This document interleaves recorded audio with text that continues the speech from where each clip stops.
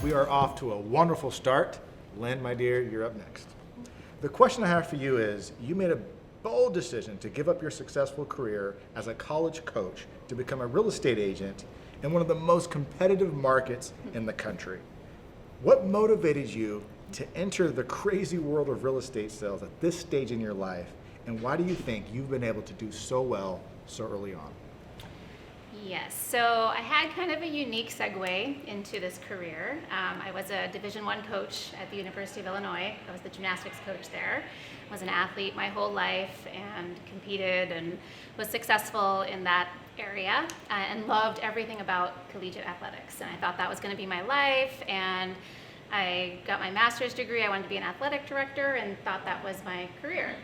And when I talked to you on the phone, I actually love the title of the show because I think there are moments, right? Yep. And I see my life as a bunch of bullet points and those moments that kind of pivot you and you segue into a totally different direction than you ever anticipated. And those kind of stand out in your life, you know, as very pivotal.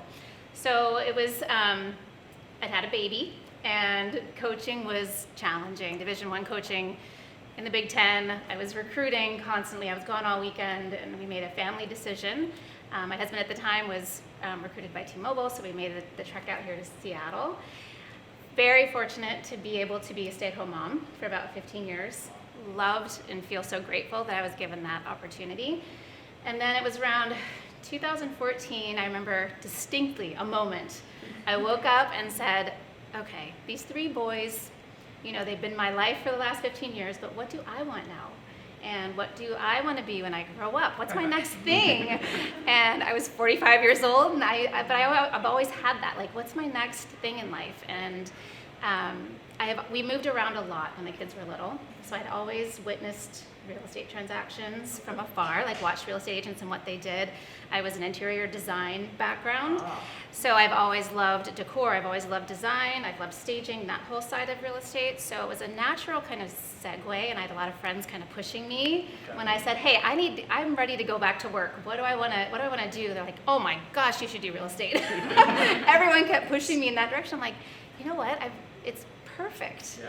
So I spent the year, about 6 months or so, just getting my license, and I dove in, and I think having the background in athletics, just, number one, I was confident. Number two, I knew I was going to be successful. I think I got that from my parents, that innate feeling of, I just knew whatever I would do it well. Wow. I would do it to the best of my ability. I just had that in me. I didn't have to fake it. I kind of knew it. Yeah. It was just an innate confidence. So I just went out there my first year, and you kind of fake it till you make it in the beginning, but then I started, once you start making it, it becomes very natural, and I knew I was good at it. I knew it came naturally. I knew that the clients that were being drawn to me were the clients I wanted to work with, and it just has been this really wonderful, natural progression. And I think when you love what you're doing every day, it's a blessing, number one, but you're going to be successful. I love that. There's so much wisdom and just like I'm inspired and excited just listening to that. Yeah. Because it's so true. If you can do something that you're good at and kind of have that aura about yourself, like I know I'm good at what I do. Yeah. You attract other people who are good at what they do. And if you can get paid well to do something that you're good at and you really enjoy, and that you probably do for free, if you're in a position to do that, I mean, that's just a win-win. And I know the needing to make money is obviously important, Sure. right? But for me, it was secondary at the time, and I really was doing real estate because I actually love working with people. I love helping people. I love counseling people. I love that stressful time that they're living in and helping them lower that stress level. Mm-hmm. So it was just, I don't know, it was perfect. It was a wonderful experience of jumping into something brand new. 100%. And that, for you, that makes total sense. Because I was wondering to myself, like, I wonder why she's doing so well. This is our first time meeting in person, but I can tell from the very first time when we first engaged in conversation over the phone, you just dripped of confidence. I was like, okay, this is how this woman is doing so well, especially coming from D1 college, sort of dealing with parents and dealing with students. Like you're dealing with pretty confident people who kind of have their stuff together. Yeah. So just having the ability to bring that into real estate, I think would be just an easy, clean transition for you. Yeah, it definitely was. And you don't have to like fake that confidence. It has to come from within. It really does. But you really have to. We were talking about this earlier. How you really have to know who you are. Yeah. And I think because I got into the career a little bit later, I really was confident in who I was. Yeah. And what I was bringing to the table. And once you have that layer there, it just comes out, and you attract the type of people that, like we said earlier, like you want to work with, and the clients that you want to attract and help. It comes naturally. That's fantastic. Yeah. That's fantastic. So the follow-up question I would have for you is there anything that you were scared of during that initial transition? Like, Yeah. I know I'm good at interior design, but maybe I'm not that good at sales. Oh, for sure. I mean, fear is a real thing, but you have to accept fear, and then you have to use it to direction you in the right direction. Yes. Like, use fear in a positive way. Fear is real, but you don't have to. It shouldn't stop you from doing anything. It should actually drive you. You should overcome the fear. Fear is not real. It's something we make up in our heads. Absolutely. It does not exist. 100%. So it's false evidence appearing real. That's exactly. And that is it's whatever we manifest in our head. And you have to. Once you overcome it, you can do anything. Anything. And honestly, that's what this show's all about, is to where we had these bullet points, these moments in our life where for some, unfortunately, they allowed that moment to stop them. But we allowed that moment to fuel us to the next level, and you discover just how powerful and capable you are. Yeah, so Wonderful. true. I love this. Do you guys have any questions for her? I do. So, what did you learn from just in your recruiting days, and how that you've used to basically help you in real estate? Yeah, so great question, because when you're recruiting athletes to come to your university, you're sitting in living rooms, you're selling your school, you're selling your program, and you're recruiting their daughter to come, compete for you. So I was in sales. I didn't think of Division I coaching as sales, but you kind of were in the recruiting process. And so now, 20 years later, I'm sitting in people's living rooms, and I'm selling them on using me to list their home. And so that was I didn't put those two together for a long time, but I've kind of always been in sales. And I'm comfortable in the fact that I know deep that I can help people. And so once you believe that, the trust level needs to be there, and you just kind of be who you are, be authentic. Love that. Fantastic. Michael, you're up next. Awesome. Michael, you became a real estate agent 3 years ago, and already you've been able to close 50 transactions, acquired 13 rental properties, and partnered on a couple flips. How has your previous business and work experience prepared you to accomplish so much so soon in your real estate career? Great question, and thanks for having me here with these great folks here. That's literally my last job prepared me a lot for real estate, and my brother and I owned an authorized ADT dealership for 20 years. It was a family business. 20 years, wow. So at our peak, we had 4 states operating, about 30 employees, and about $4 million in revenue. That's amazing. So you wear a lot of hats as a business owner. Sure. And being a small business owner is hard. It's very hard. I was like 6 feet tall when I first started. And then what happened? But no, it is tough, and you wear a lot of hats. And what I mean by that is, not only with clients, you have to be able to engage people and give them great service and take care of their needs.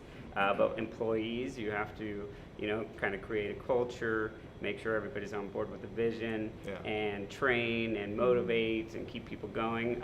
ADT is more of a direct sales style company, and so we were out there battling every day, whether it was knocking doors or making phone calls.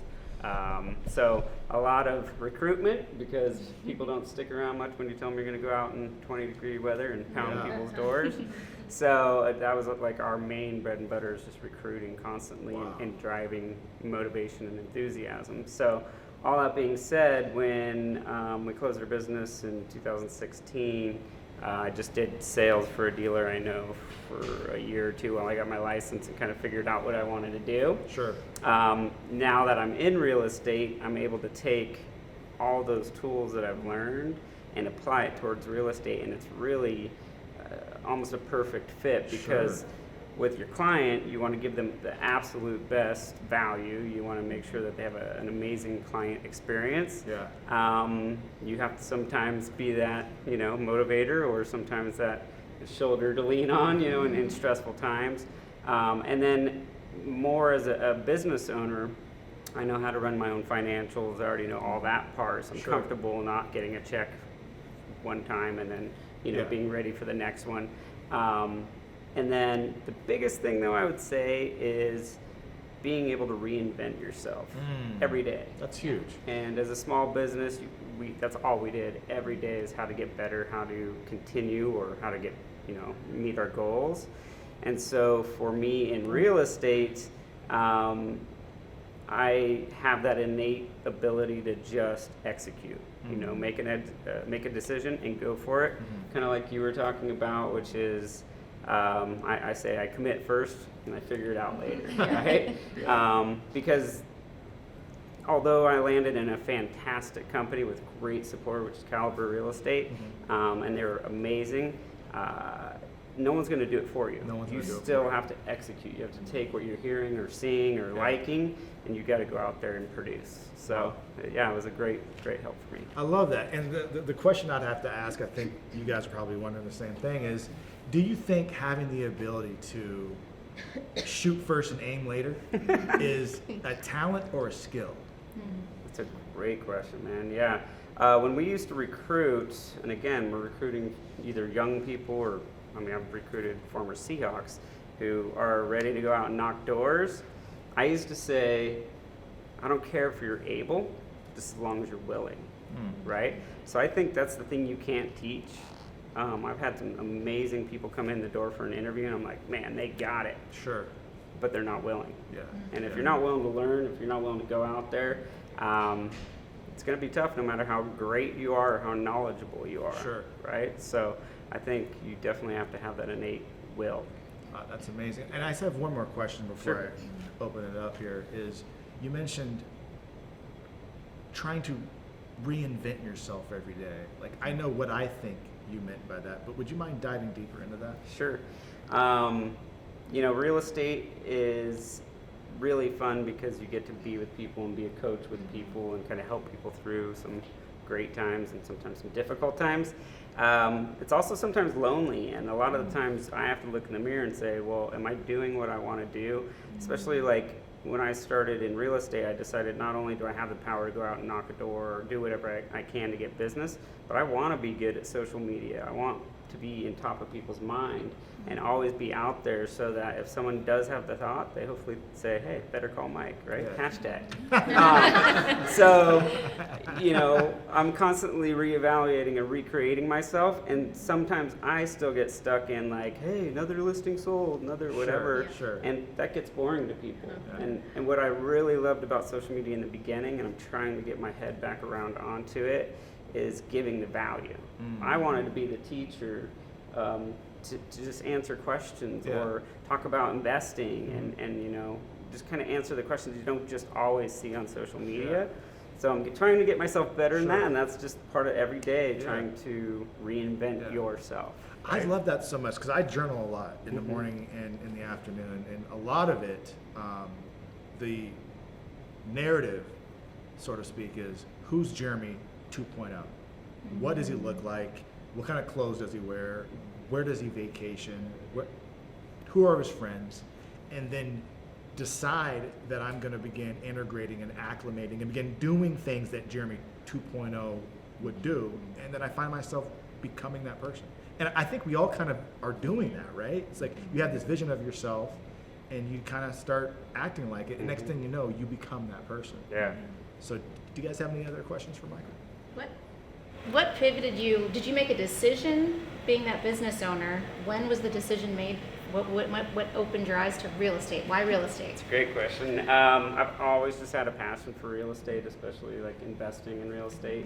I don't know many rich people, but the rich people I've known their wealth came from owning real estate. So my ultimate goal is to still help people with real estate, but to only do it when I want to, or just when they need the help.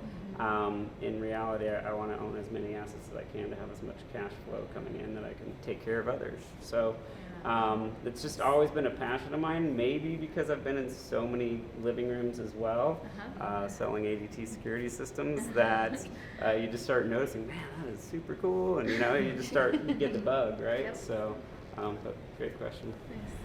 It's so funny. I feel like there's a dichotomy of successful people of like they do tons of visualization, but they're also extremely pivotable. Really good entrepreneurs can like see what's not working and quickly throw it away and start anew. It sounded like from the core of your conversation that was something that you touched on. When was like one of the biggest moments where you pivoted? Where you said, this isn't working, throw that away, I'm going to start this now. In real estate? Yeah. I guess. Or the other? Whatever you feel, I think. Great question. Again, I think my biggest pivot or one of my biggest moments, I kind of have two as I kind of thought about this. Number one is being a business owner. I was talking to you about this earlier. Is it takes a lot out of you to continually try to get other people to perform to the level you expect them to, and over 20 years it can kind of pull you down, and you kind of get stale. And I was super excited to start real estate because I wanted to be able to just serve people myself and give that one-on-one value that I believe I can give. So that was one kind of pivot point. And then the second was my first year, I was still selling ADT full-time and doing real estate. So I only did 6 transactions my first year, and a colleague of mine, Kenny Patton, he's a smasher, and he was sitting at the office one day and he said, dude, quit your other job. And I'm like, bro, I make pretty good money at my other job and I have a family.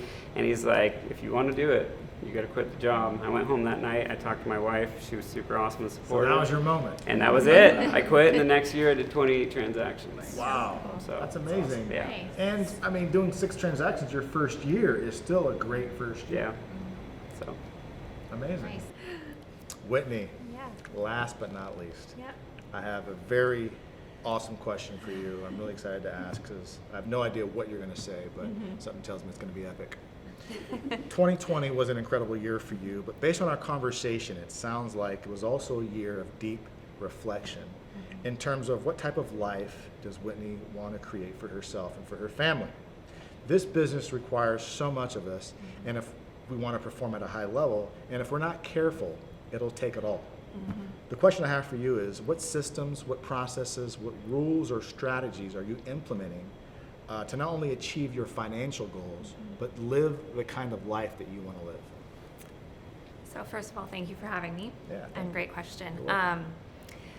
2020 was a year of reflection, I think, for a lot of people. Sure. Right? We came out thinking we had these big goals, we were going to hit them, we were going to go here, and this time last year, kind of that got flipped on its head, Yeah. right? I've got 2 kids, 2 little kids, 4 and 6, and working from home, schooling from home. My kids saw me working a lot. Yeah. We had the lowest rates we've seen ever, and it was working on the kitchen counter before, when they woke up, working in the office, working, when they're going to bed, trying to get stuff done. Sure. And it really made me reflect on so they're both girls. Okay. So I do want to show them that mom can do better than dad, or, girl power. But also that, like, there's a time for the work and there's a time for the play. Yeah. Right. And this is not going the direction that I thought it would. But and so I guess one of the things that I set out with my coach, my business coach this year, was how can I perform at this level, but also be there for my family. Love that. And so kind of making the time that I'm spending with my kids quality instead of quantity. I don't need to spend 3 hours with them. Sure. 3 hours while I'm kind of with them and kind of working isn't time with them. Right. Time with them is really, the phone's away. I'm not checking emails. I'm not responding to messages. I am focused on them. And so that 1 hour of time is going to be a lot more valuable than 3 hours of kind of intermittently there. So I actually took a vacation So a lot of it has been empowering my team. Okay. Right? Getting my team to a point where I feel confident and comfortable that I can leave. I don't have to be checking my messages and knowing exactly what's going on. Yeah. Getting that team in place too, Sure, right? That sure. was kind of step one. And so a lot of it has been just getting kind of, I guess, a little bit of confidence in myself, that I can not be there, and confidence in my team. And so, like I said, I took a vacation a couple weeks ago, and it's crazy how it works, right? The first day, you're kind of like, okay, they got it, okay, we're good. And by the end of it, I was like, they got it, they're good, you know? Yeah. And so it's really inspiring for me because I know that I can step away Sure. and I don't have to be there. We had a lot of goals for last year in terms of things we wanted to implement, and kind of like you were saying, kind of those small little changes that we wanted to put in to place. They didn't happen, so it's fine. We'll maybe do it this year, right? And I did just actually started Monday, hired another assistant. Wonderful. So that we can, just keep. For me, it's not so much turning up the dial that I want to perform, be at that next level, be, there. I just want to enjoy where I'm at. Sure. And maintain this level. Yeah. Like, I feel like I've really done a lot with the last couple of years with gratitude, and big thing, I don't know, must have been about 3 years ago, was finding joy. And really kind of living that joyful life and seeing kind of the beauty in what's around us. Yeah, and realizing I want more of that. Yes, I do. I Yeah, do. And yeah. I'm not to say, success comes, things are easier, Sure, right? right. You can afford the things, you can do the things, you can go the places, whatever. But at the same time, there's so much right here that there's so much joy just right here. And to really 100%. seeing that.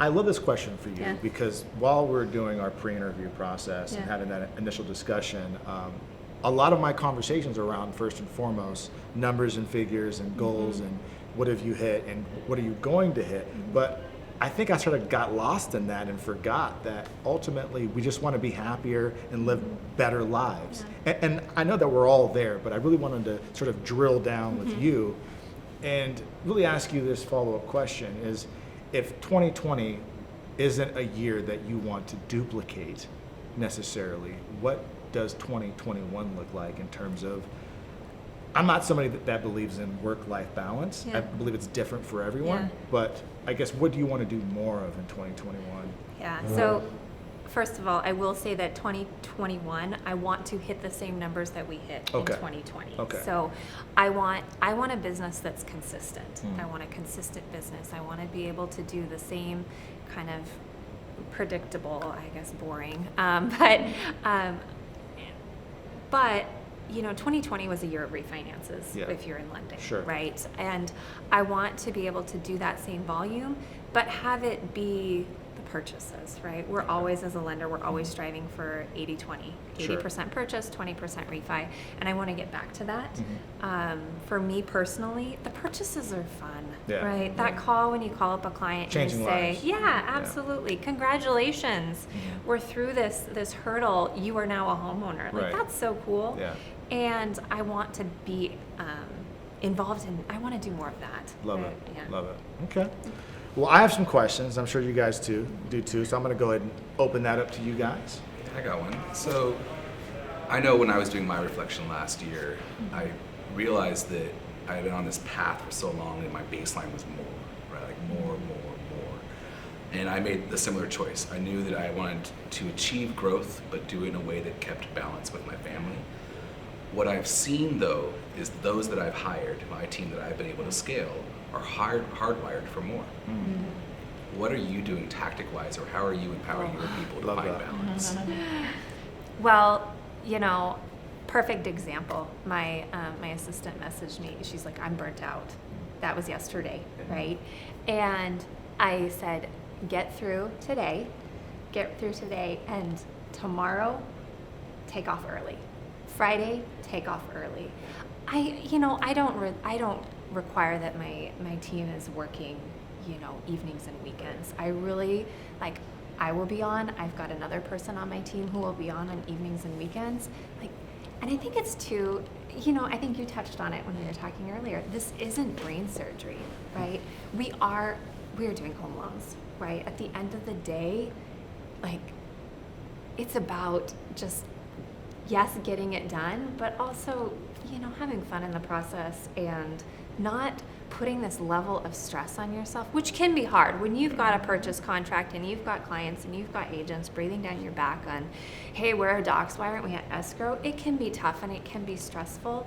So some of it is even just, having that, team meeting, and that's like, hey, so what's the positive thing in your life that's going well, right? And it's not easy. Right. It's definitely not easy, and everybody's pushing to do better.